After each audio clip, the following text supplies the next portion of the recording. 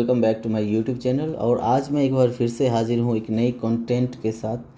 इसका इम्पोर्टेंस आप समझ पाएंगे जब आप इस पूरी वीडियोज़ को आप देखेंगे, और इसका पर्टिकुलरली यूजेज जो होता है आप देखेंगे जब स्पीकिंग करनी हो या फिर राइटिंग करनी हो, तो इसमें इसका रोल बहुत ही अहम हो जाता है। जब आप रीडिंग करते हैं उसमें तो जो आपका लिखा होता है उसको आप देख के आप रीड कर देते हैं, लेकिन जब आप अंडरस्टैंड करेंगे, जब इस चीज़ों को समझेंगे कि ये कितना इम्पॉर्टेंट रोल प्ले करता है एक ब्यूटीफुल सेंटेंस को फॉर्म करने के लिए, चाहे वो बोलने वाला सेंटेंस हो या लिखने वाला सेंटेंस हो या फिर समझने के लिए, ये सारी चीज़ें बहुत ही इसका इम्पोर्टेंस बहुत ही अहम हो जाता है। चलिए आज जो हम लोग टॉपिक करने जा रहे हैं, जिसको आज हम लोग समझेंगे, जिसको हम लोग जानेंगे, वो हमारा है प्रीपोजिशन। प्रीपोजिशन बेसिकली क्या होता है, इसको यदि हिंदी में देखें संबंध बोधक अव्यय। ज़्यादातर लोगों को प्रीपोजिशंस पता होता है लेकिन उसके हिंदी के बारे में पता नहीं होता। इसको हिंदी याद रखने की ज़रूरत भी नहीं है, ठीक है, क्योंकि क्या है कि हमें चीज़ों को समझना है, ना कि उसके, ठीक है। तो चलिए, संबंध बोधक क्या होता है, बेसिकली रिलेशन को रिप्रेजेंट करता है। संबंध मतलब क्या, रिलेशन हम लोग जानते हैं। संबंध बोधक संबंध मतलब रिलेशन, किसी चीज़ के साथ रिलेशन को रिप्रेजेंट करने वाले वर्ड्स इसमें हम लोग पढ़ने जा रहे हैं। चलिए, प्रीपोजिशन वह शब्द है जो प्राय किसी नाउन या प्रोनाउन के पहले लगकर उस नाउन या प्रोनाउन का संबंध वाक्य में प्रयुक्त किसी अन्य शब्दों से करवाता है। बेसिकली क्या होता है, यदि आप देखें प्रीपोजिशन को तोड़ें तो इसमें दो भाग में टूटता है, प्री और दूसरा है हमारा पोजीशन। प्री मतलब क्या होता है, पहले, पोजीशन मतलब क्या होता है, स्थान। यानी कि क्या होता है, हमने अभी क्या जाना, ये जो है प्रीपोजिशन वह शब्द है जो प्राय किसी नाउन या प्रोनाउन के पहले आकर, पहले मतलब प्री, ठीक है ना, पहले मतलब पहले आकर उसके साथ क्या करता है, बाकी प्रयुक्त किसी अन्य शब्द के साथ क्या करता है, संबंध स्थापित करता है, यानी उसके साथ रिलेशन को रिप्रेजेंट कर रहा है। यानी कि इसका स्थान कब भी होगा, प्रीपोजिशन का स्थान किसी नाउन या प्रोनाउन से पहले होगा, राइट। चलिए अगला है, जैसे कुछ हमारे एग्जाम्पल्स हैं जिसको हम लोग प्रीपोजिशन, आप ऐसे देखिए, इन मतलब में, ऑफ मतलब काके की, आफ्टर मतलब के बाद, इनटू मतलब में, एमंग के बीच, बिफोर के पहले, ऑन पर, बिटवीन के बीच में, फॉर के लिए, एट में, अंडर नीचे, ऊपर को हम लोग अप कहते हैं, टू को की ओर मतलब कहीं आप जाते हैं। इसको हम लोग एक एक करके, ये सारे क्या हैं, किसके एग्जाम्पल्स हैं, हमारे प्रीपोजिशन के एग्जाम्पल। अब हम लोग क्या करेंगे, अब हम लोगों ने अभी तक क्या जाना, प्रीपोजिशन क्या होता है, इसका डेफिनेशन हमने जाना, ये कुछ हमने एग्जाम्पल्स देखा प्रीपोजिशन का, राइट। अब हम लोग ये सारे जितने भी हमारे प्रीपोजिशन के जो ये थे वर्ड्स थे, जितने भी प्रीपोजिशन हैं, उसको हम लोग एक एक करके हम लोग जानने का कोशिश करते हैं। बेसिकली क्या है, सबका अलग अलग यूज है। यदि मैं बोलूँ इनका मतलब कहाँ पे इनका यूज़ करेंगे, किस सेंस में हम लोग किस में वाले सेंस में हम लोग इनका यूज़ करेंगे, इसमें हम लोग बेसिकली जानने का कोशिश करेंगे, राइट। तो चलिए, जैसे है I am going to school, इसमें आप देखेंगे टू हमारा क्या है, प्रीपोजिशन है, और ये हमारा क्या है, नाउन। ये बेसिकली क्या है, नाउन से पहले आया। उसी तरह do you agree with me, ये हमारा प्रीपोजिशन है। उसी तरह कहता है he is standing at the gate, ये हमारा प्रीपोजिशन है। इट इज़ फॉर यू, ये हमारा प्रीपोजिशन है। सी नोज अबाउट मी, ये हमारा प्रीपोजिशन है। I am going to Patna, preposition. She came by car, preposition. She is in the room, preposition. अब देखिए यहाँ पे मी क्या है, हमारा प्रोनाउन है। द गेट हमारा क्या है, नाउन है। ये हमारा यू क्या है, हमारा प्रोनाउन है। ये हमारा मी क्या है, हमारा प्रोनाउन है। पटना हमारा क्या है, नाउन है। और ये हमारा कार, ये भी नाउन है। and this particular one is also a noun, ना। so we can understand by these sentences that the preposition comes before what, noun or pronoun। Preposition किससे पहले आता है, नाउन या प्रोनाउन से पहले आके क्या करता है, इसका रेस्ट जो वर्ड है उसके साथ ये रिलेशन को इस्टेब्लिश करता है, राइट। चलिए आगे चलते हैं। सामान्यतः क्या कहता है, प्रीपोजिशन का प्रयोग नाउन या प्रोनाउन के पहले होता है, लेकिन कभी कभी इसका प्रयोग वाक्य के अंत में भी होता है। जैसे हम लोग कहते हैं which class do you read in, आप किस क्लास में पढ़ते हो। व्हाट आर ईयर्स फॉर, कान किस लिए है। You need a pen to write with, आपको पेन से लिखने की ज़रूरत है, ठीक है। What are you looking for, आप क्या खोज रहे हो, ठीक है। तो ये कुछ कभी ज़्यादातर केसेज में क्या होगा, आपको प्रीपोजिशन का प्रयोग नाउन या प्रोनाउन के पहले होगा, लेकिन कुछ ऐसे सेंटेंसेज होंगे, कुछ ऐसे कई सिचुएशंस होंगी जहाँ पे आपको प्रीपोजिशन का प्रयोग सेंटेंस के लास्ट में देखने को मिलेगा, ठीक है। चलिए आगे हमारा, अब हम लोग जानते हैं एक एक करके प्रयोग। अब कह रहा इन एंड इनटू, ये दोनों का मतलब होता है में। इन एंड इनटू दोनों का मतलब होता है में। बेसिकली क्या होता है, इन का प्रयोग मुख्यतः स्थिरता को दिखाता है। स्थिरता इन द सेंस कि मान ले जाए कोई ये रूम है, ठीक है, ये आपका रूम है और कोई आदमी, कोई सामान इसमें आदमी बैठा हुआ है, कोई आदमी इसमें बैठा हुआ, तो वो क्या होगा, वो इन द रूम। स्थिर मतलब क्या, वो अंदर जाके बैठा हुआ है, उसमें कोई मूवमेंट नहीं है, या मूवमेंट भी है वो पहले से एग्जिस्ट कर रहा है यहाँ पे। यानी कोई चीज़ें यदि अंदर है तो उसमें हम लोग क्या बोलेंगे, इन द रूम, ठीक है। लेकिन यदि कोई चीज़ बाहर से मोशन के साथ आया, अंदर घुसा, जैसे कहते हैं कि दौड़ता हुआ पक्षी आया या फिर दौड़ता हुआ बच्चा आया, अंदर घुस गया, तो जो मोशन के साथ अंदर घुसेगा उसमें हम लोग क्या लगाते हैं, इनटू द रूम। जैसे हम लोग कहते हैं the kids entered into the room, मतलब किड्स जो है रूम में घुसा, इसका मतलब क्या, इनटू लग गया, तो इसका मतलब ये समझिए वो दौड़ते हुए आया, भागते हुए आया, उस अंदर घुस गया। यानी कि इन का प्रयोग हम लोग करते हैं किसमें, स्थिरता वाले सेंस में, और इनटू का प्रयोग गति को दिखाने के लिए करते हैं। जैसे मैं बोलूँ कि कुएं में क्या है,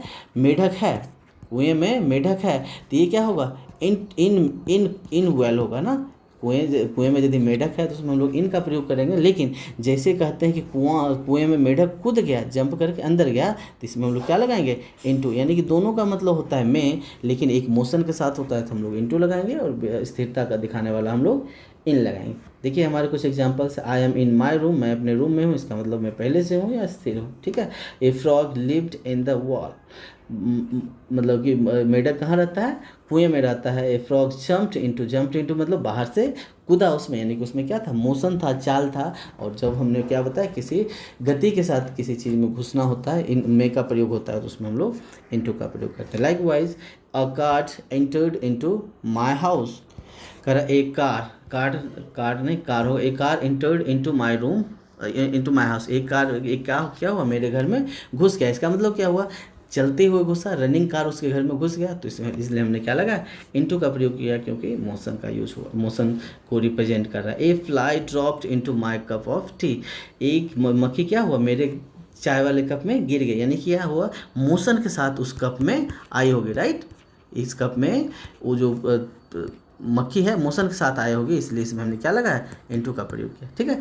तो इनका प्रयोग बेसिकली स्थिरता को रिप्रेजेंट करता है, और इनटू का प्रयोग मोशन को, ठीक है। चलिए आगे है at and in. At and in basically क्या होता है, दो तरह की चीज़ों में रिप्रेजेंट करते हैं। जैसे कहते हैं कि इन का प्रयोग होता है ब्रॉडर सेंस में। ब्रॉडर सेंस क्या मतलब है, चाहे कोई बड़े स्थान में रह रहे, जैसे कहता हूँ मैं इंडिया में रहता हूँ, मैं पटना में रहता हूँ, ठीक है, मैं दिल्ली में रहता हूँ। लेकिन यदि कोई छोटे प्लेस हो, स्मॉलर और नैरो प्लेस या नैरो वाले सिचुएशन में हम लोग किसका भी यूज़ करते हैं, ऐड का यूज़ करते हैं। यदि आप किसी गाँव का नाम ले रहे हैं तो आप कह सकते हैं I am living at Palipur, I am living at Kisnopur. तो छोटे स्थान में हम लोग ऐट का प्रयोग करेंगे और बड़े स्थान में इन का प्रयोग करेंगे।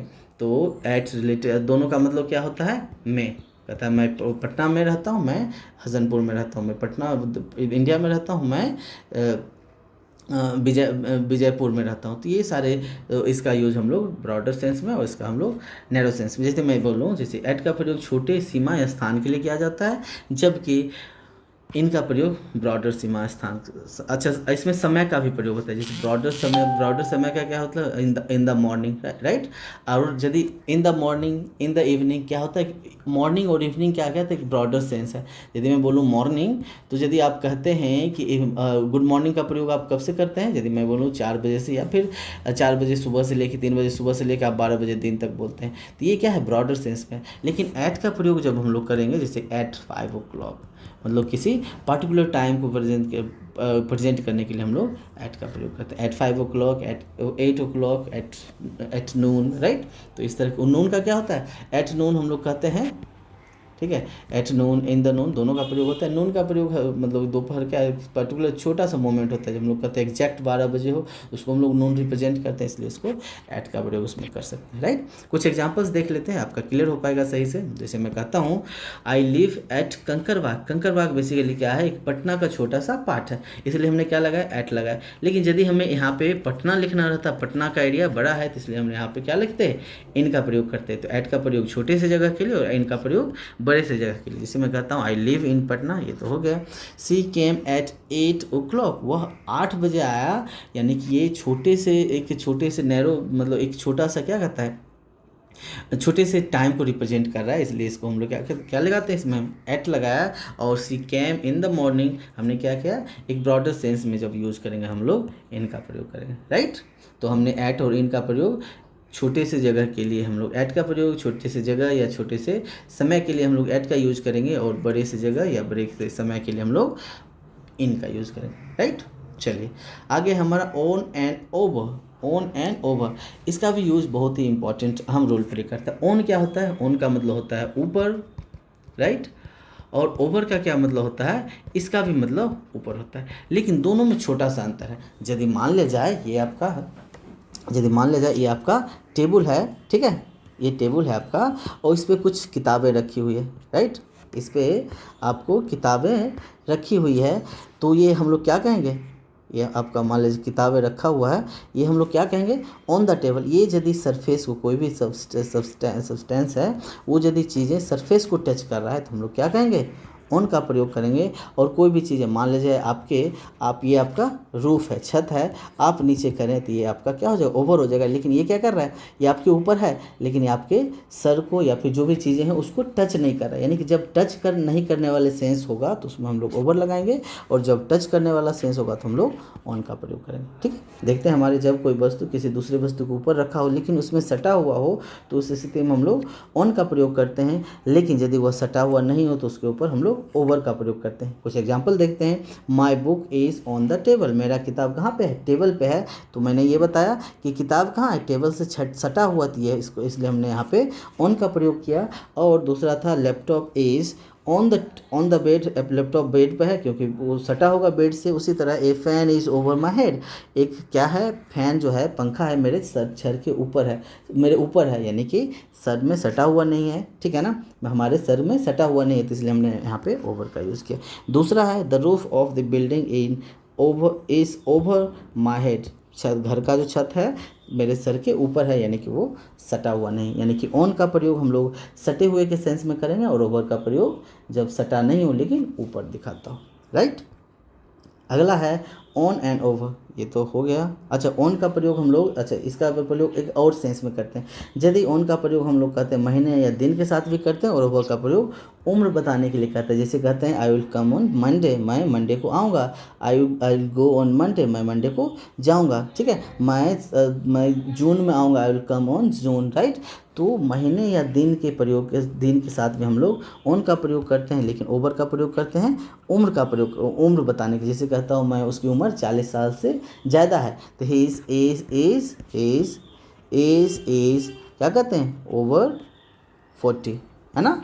तो इस तरह से जो उम्र के सेंस में भी हम लोग ओवर का यूज़ करते हैं, और ऑन का प्रयोग हम लोग महीने या दिन बताने के लिए। जैसे हम लोग कहते हैं Ramu came on Sunday, Ramu Sunday को आया, ये क्या है, दिन को रिप्रेजेंट कर रहा है, इसलिए हमने ऑन का प्रयोग किया। उसी तरह Mohan is coming on 5th में, मोहन कब आ रहा है, 5 मई को आ रहा है, जिससे हमने क्या था, ये डेट को रिप्रेजेंट किया है। उसी तरह कहता है माई फादर इज़ ओवर 70, मेरे पिता की उम्र कितनी है, 70 साल के हैं। तो ये ऊपर के सेंस में, उससे ऊपर उम्र में किसी पर्टिकुलर डेट समय एज से ऊपर कुछ चीज़ों को रिप्रेजेंट करने के लिए हम लोग ओवर का यूज़ करते हैं। यू वुड बी ओवर 26, आप 26 साल से ज़्यादा होंगे, तो इस तरह के सेंस में भी हम लोग इसका यूज करते हैं, राइट। आगे हमारा है to and from. To and from का क्या मतलब हुआ, टू का बेसिकली क्या मतलब हुआ, किसी चीज़ की तरफ मूव करना, और फ्रॉम का मतलब क्या होता है, सेपरेशन को दिखाता है। सेपरेशन मतलब क्या होता है, यदि आप कहते हैं आप पटना जा रहे हैं तो आप पटना की तरफ मूव कर रहे हैं, राइट, इस तरह से आप मूव कर रहे हैं। लेकिन यदि आपको फ्रॉम का प्रयोग होता है तो आप यदि पटना से जा रहे हैं तो क्या कर रहे हैं, इससे आप अलग हो रहे हैं, ठीक है। अलग होने का जब सेंस होगा उसमें हम लोग फ्रॉम का यूज़ करेंगे, और किसी की तरफ जाने का सेंस होगा, किसी पर्टिकुलर प्लेस की तरफ जाने का सेंस होगा तो हम लोग टू का प्रयोग करते हैं। जैसे हम लोग कहते हैं टू का प्रयोग मुख्यतः की तरफ के लिए किया जाता है, वही फ्रॉम का प्रयोग मुख्यतः से यानी कि अलग होने के सेंस में किया जाता है। यदि मैं कहूँ I am going to Patna, मैं पटना जा रहा हूँ यानी कि हम पटना की तरफ जा रहे हैं। उसी तरह कहता हूँ Rohan is coming from Patna, Rohan Patna से आ रहा है यानी कि पटना से वो क्या हो रहा है, सेपरेट हो रहा है यानी कि अलग हो रहा है। यानी कि जिस कहीं पर्टिकुलर प्लेस पे या फिर स्थान पे जाना हो तो आप टू का यूज़ करेंगे, और किसी पर्टिकुलर स्थान को छोड़ना हो तो आप फ्रॉम का यूज़ करेंगे।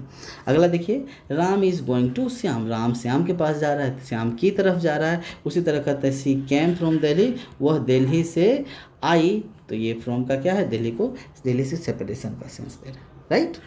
चलिए आगे हमारा है between and among. Between and among में क्या फ़र्क है? बिटवीन बेसिकली क्या होता है, दो चीज़ों के लिए के बीच, right.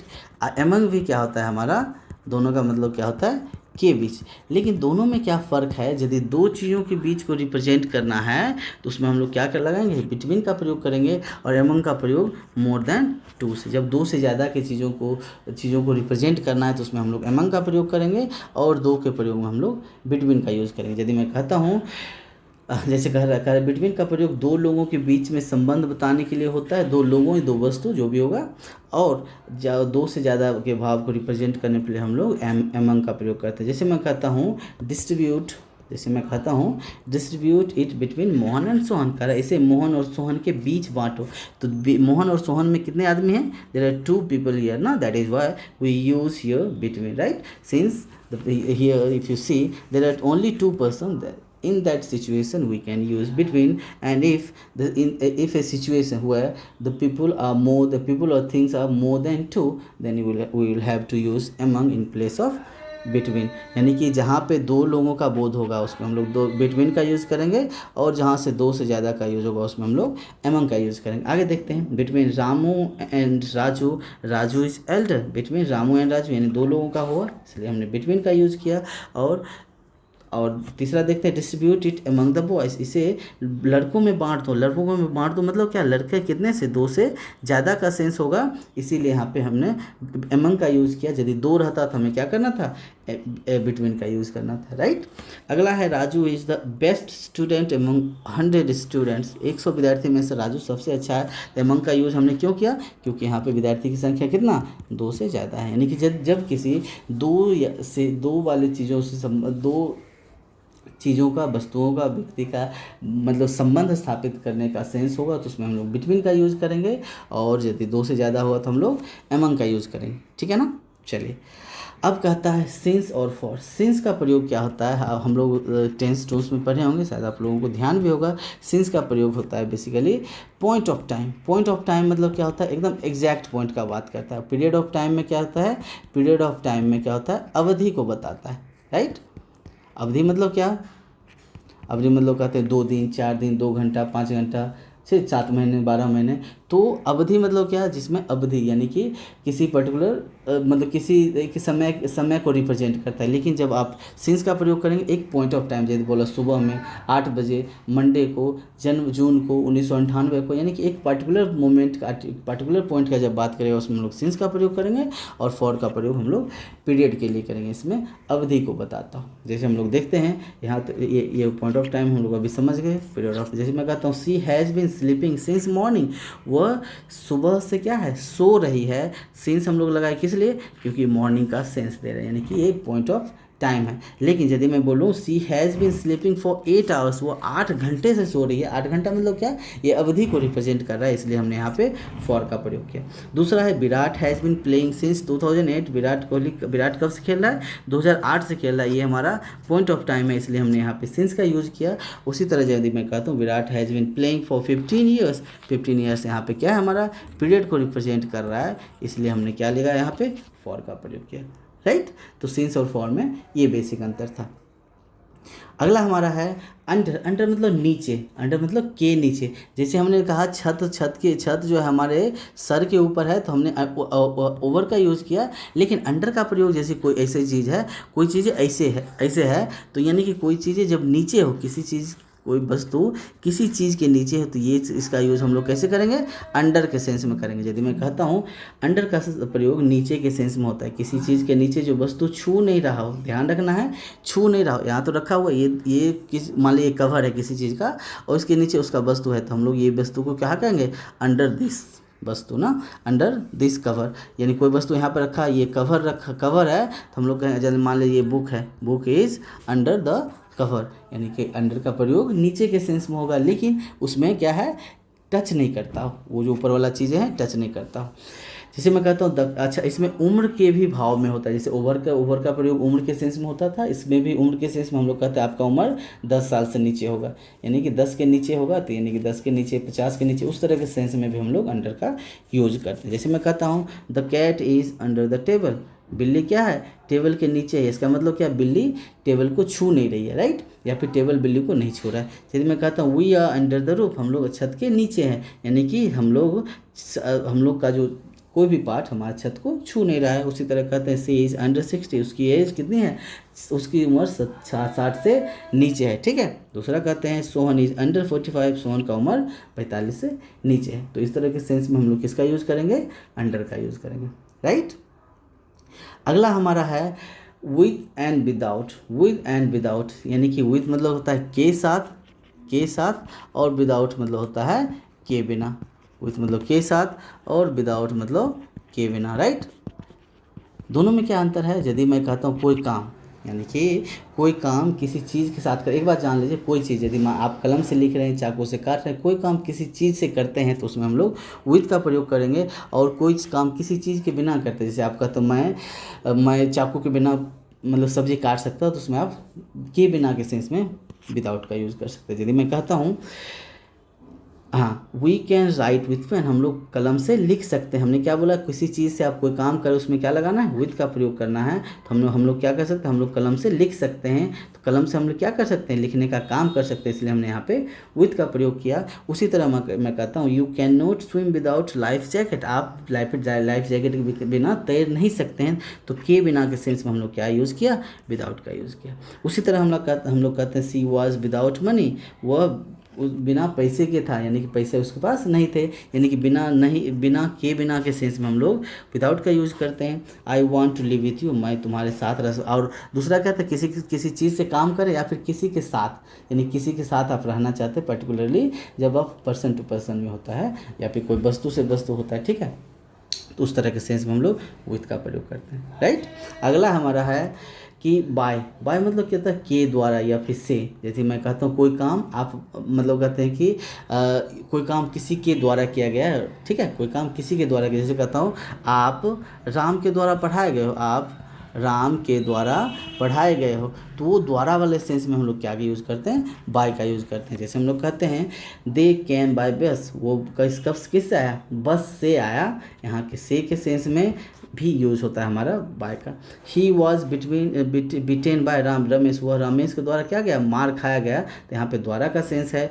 Dad will come by train, dad का किससे आएंगे, ट्रेन से आएंगे, ठीक है। जैसे मैं कहता ही लव्ड बाय समवन, वो किसी के द्वारा प्यार किया जाता है। तो कहाँ पे हम लोग यूज़ करेंगे, द्वारा या फिर से, यानी कि जहाँ पे से और द्वारा का सेंस होगा उसमें हम लोग बाय का यूज़ करेंगे, राइट। चलिए आगे चलते हैं। हमारा है after and before. After and before हम लोग जानते हैं आफ्टर का प्रयोग क्या होता है, के बाद के सेंस में होता है, और बिफोर का प्रयोग हम लोग पहले के सेंस में होता है, यानी कि इसका होता है के बाद एंड इसका होता है के पहले। यदि मैं बोलूँ कि शाम से पहले तो हम लोग क्या लगाएंगे, बिफोर, और शाम के बाद में क्या लगाएंगे, हम लोग आफ्टर लगाएंगे। चलिए जैसे कहते हैं रमेश कैम आफ्टर सुरेश, रमेश आया किसके बाद, सुरेश के बाद आया। तो बाद के सेंस में हमने आफ्टर का यूज़ किया। लेकिन Sonu will go before Sohan, Sonu मतलब सोनू जो है सोहन से पहले जाएगा। तो पहले के सेंस में हमने क्या किया, यूज़ बिफोर का यूज़ किया। उसी तरह कहते हैं आई विल कम बिफोर मैं मई से पहले आऊँगा। तो से पहले के सेंस में बिफोर का यूज़। और यदि मैं कहता हूँ अंकल विल वर्क आफ्टर जुलाई, चाचा क्या करेंगे, जुलाई के बाद काम करेंगे, तो उसमें हम लोग के बाद के सेंस में आफ्टर का यूज़ करते हैं। क्लियर। आगे हमारा है बिहाइंड एंड, चलिए अगला है हमारा बिहाइंड एंड बिलो। बिहाइंड मतलब क्या होता है, मान लो कोई चीज़ है, यहाँ पे कोई चीज़ है, यदि कोई यहाँ सामने है और कोई यहाँ पे चीज़ें हैं, ठीक है, कोई यहाँ पे चीज़ें थी, ये क्या हो गया हमारा बिहाइंड।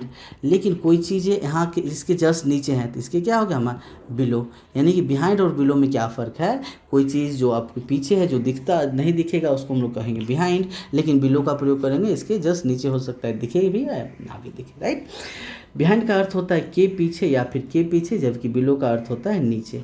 इसका कुछ एग्जांपल देख लेते हैं। She hid behind the car, she hide behind the car, वह कहाँ पे छुपी है, कार के पीछे छुपी है, यानी कि पीछे के सेंस में हम लोग बिहाइंड का यूज़ करते हैं। Don't write below this line, मैं कहता हूँ इस लाइन के नीचे मत लिखो, ठीक है, तो इस लाइन के नीचे मत लिखो, यानी कि नीचे के सेंस में हम लोग बिलो का यूज़ करते हैं। यदि मैं कहता हूँ he place the lamp below the almirah, he place the lamp below the almirah, यानी कि लैम्प को कहाँ पे, अलमीरा के नीचे रख दिया। मैं क्या बोला, ये मान लिया अलमीरा है, इसके नीचे लैम्प है, इसको हम लोग बिलो कहेंगे, लेकिन वही अलमीरा यदि पीछे रहता तो उसमें हम लोग बिहाइंड का यूज़ करते हैं। यदि मैं कहता हूँ my college is behind the university, मेरा कॉलेज कहाँ है, यूनिवर्सिटी के पीछे है, यानी कि सामने में यूनिवर्सिटी होगा, उसके पीछे क्या है, कॉलेज है, यानी कि सामने वाले चीज़ को हम लोग फ्रंट कहते हैं, लेकिन पीछे वाले चीज़ को हम लोग बिहाइंड कहते हैं, यानी कि इसके लिए हम लोग बिहाइंड का यूज़ करेंगे, यानी कि कॉलेज के हमने बिहाइंड का यूज़ किया, राइट। चलिए अगला हमारा है अगेंस्ट। अगेंस्ट मतलब क्या होता है, विपरीत या खिलाफ या प्रतिरोध, यानी कि आप कहते हैं किसी के अगेंस्ट नहीं जाना है। मैं कहता हूँ कि मैं आपके अगेंस्ट खड़ा हूँ, I am standing against you, मैं आपके सामने, मैं आपके विपरीत खड़ा हूँ, यानी कि विपरीत, खिलाफ या फिर प्रतिरोध के सेंस में हम लोग अगेंस्ट का यूज़ करते हैं। यदि मैं कहूँ we are against the new law, हम लोग क्या है, नए जो नियम है, नए कानून है, तो उसके हम लोग खिलाफ हैं। यदि मैं कहता हूँ do not speak against the government, हम लोग कहते हैं गवर्नमेंट के खिलाफ मत बोलो। या फिर my dad is against my decision, मेरे पिताजी मेरे डिसीजन के खिलाफ हैं। वही कह रहा है when you play against someone try to defeat them, कि जब आप किसी के खिलाफ खेलते हैं तो आप उसे हराने का कोशिश करें, यानी कि जब भी एक के खिलाफ, के विपरीत या फिर प्रतिरोध के सेंस में हम लोग यूज़ करेंगे तो उसमें हम लोग अगेंस्ट का यूज़ करेंगे। क्लियर। अगला हमारा है विदिन। विदिन मतलब क्या होता है, के भीतर, के अंदर या फिर तक, सीमा। यदि मैं कहता हूँ मैं मई तक आ जाऊँगा, मैं मई तक आ जाऊँगा, यानी कि वो जो होता है वो मैक्सिमम होता है। विदिन मतलब क्या होता है, मैक्सिमम कोई काम कहते हैं कि हम उस महीने, एक महीने के अंदर कर लूँगा, यानी कि ज़्यादा से ज़्यादा कितना, एक महीने का समय लगेगा, यानी कि एक महीना भी नहीं पूरेगा, यानी कि एक महीना से पहले हो जाएगा। यानी कि 30 दिन का यदि महीना होगा तो वो 29वां दिन में ख़त्म कर देगा, ठीक है। यदि 30वां हो गया तो ये अप टू हो जाता है, लेकिन यदि 29 दिन में हो गया तो ये हमारा क्या हो गया, विदिन का प्रयोग, यानी कि विदिन का प्रयोग के भीतर तक या के अंदर अंदर, कोई समय सीमा के अंदर अंदर करते हैं। जैसे मैं कहता हूँ I will complete the work with in a month, मैं अपना काम एक महीने के अंदर अंदर खत्म कर दूंगा, यानी कि एक महीना लगने में एक आध दिन कम ही रहेगा, उसके अंदर खत्म कर दूंगा। उसी तरह कहते हैं can you repair the car with in 2 hours, क्या आप कार को 2 घंटे के अंदर रिपेयर कर सकते हो, तो ये हम लोग क्या यूज़ करते हैं, 2 घंटे के अंदर, यानी कि 2 घंटा टच नहीं करेगा, उसके भीतर भीतर कर देगा।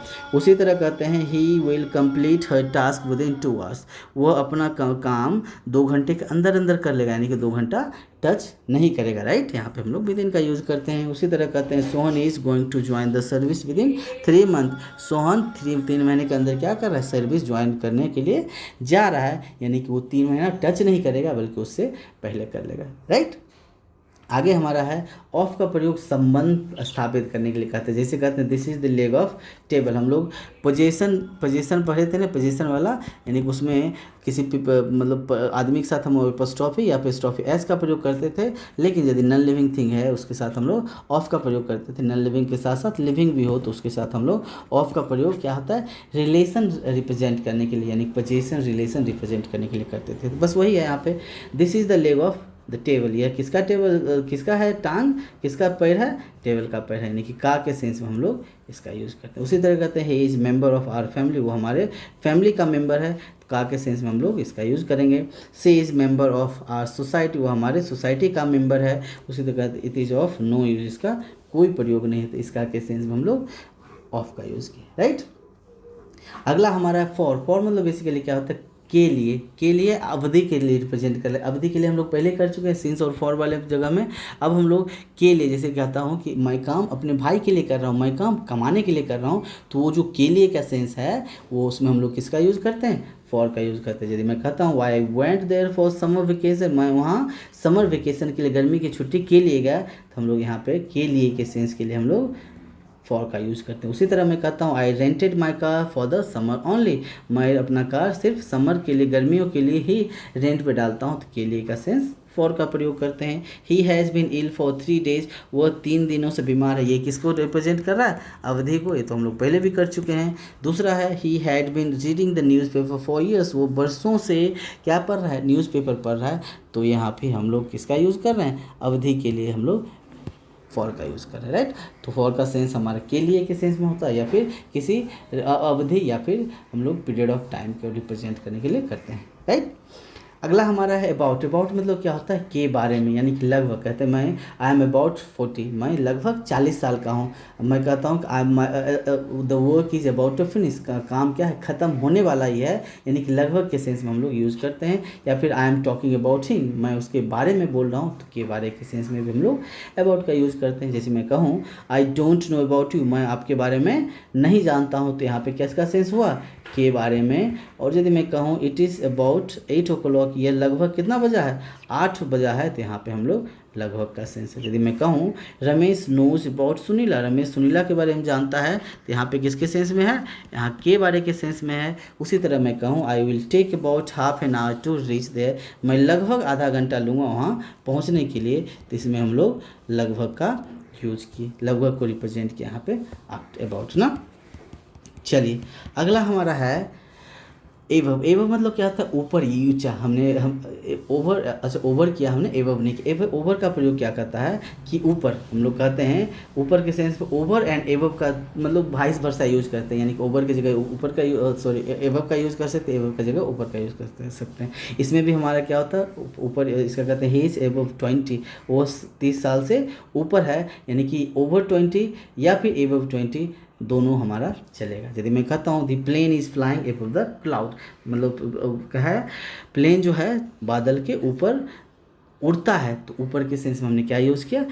एबव का यूज़ किया। जैसे मैं कहता हूँ the helicopter is hovering over us, हमारे ऊपर क्या है?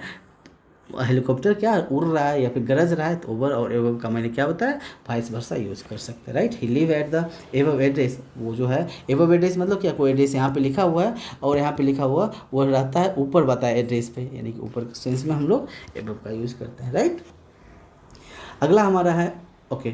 तो ये था हमारा प्रीपोजिशन आज का। मैं उम्मीद करता हूँ कि जितने भी प्रीपोजिशंस थे हमारे आपको सही से समझ पाए होंगे, और ये हमने कुछ एग्जांपल्स दे रखा है, इसको आप एक बार ज़रूर ट्राई करें, क्योंकि ये सारे एग्जांपल्स बहुत ही इजी, बहुत ही आसान है, और इसको आप जब यूज करना सीख लेंगे, जब आप इसको अंडरस्टैंड करना सीख लेंगे, it will be easy for you to understand, speak and use it while speaking और राइटिंग ना। इसे रीडिंग के लिए तो मैं पहले बता चुका हूँ, उसमें तो सिर्फ पढ़ना है, लेकिन हाँ समझने के लिए तो उसका इम्पोर्टेंस होता ही है। तो आपने देखा कि हमारा प्रीपोजिशन कितना इम्पोर्टेंट रोल प्ले करता है चीज़ों को रिलेट करने के लिए, किसी चीज़ों को बताने के लिए, किसी चीज़ के बारे में बोलने के लिए, किसी टाइम को बताने के लिए, किसी समय को बताने के लिए, यानी कि बहुत सारे चीज़ें थी जिसका हम लोग ज़्यादातर केसेस में, हम लोग जितने भी डे टू डे लाइफ में यूज़ करते हैं, उसमें ज़्यादातर केसेस में आप प्रीपोजिशन का हम लोग यूज़ करते हैं, राइट। तो चलिए मैं एक दो बता देता हूँ ताकि आप खुद से बाकी रेस्ट को करें। This she jumped into the wall, into the well, तो हमने क्या किया? वह कुआं में कूदा, यानी मोशन के साथ कूदा, इसलिए हमने इनटू का यूज़ किया। ही लिव्ड इन कोलकाता, कोलकाता क्या है? हमारा बड़ा शहर है, इसलिए हमने यूज़ किया इनका। तो ठीक है, तो ये था हमारा आज का सेशन प्रीपोजिशन। मैं उम्मीद करता हूँ आपको वीडियो अच्छा लगा होगा। और एक बात और, यदि अभी तक आपने हमारे चैनल को सब्सक्राइब नहीं किया, हमारे चैनल को सब्सक्राइब जरूर करें, और बेल आइकन को दबाना ना भूलें, ताकि यदि कोई न्यू वीडियोस हमारी तरफ से अपलोड हो, वो आपको नोटिफिकेशन पहले मिलता रहे। और आपके कोई जानने वाले यदि पढ़ना चाहते हैं, हमारे वीडियोस को शेयर करें, हमारे चैनल्स के बारे में बताएं। तो चलिए, thank you very much for watching the video, and we are going to meet soon with new video and new content. So thank you once again.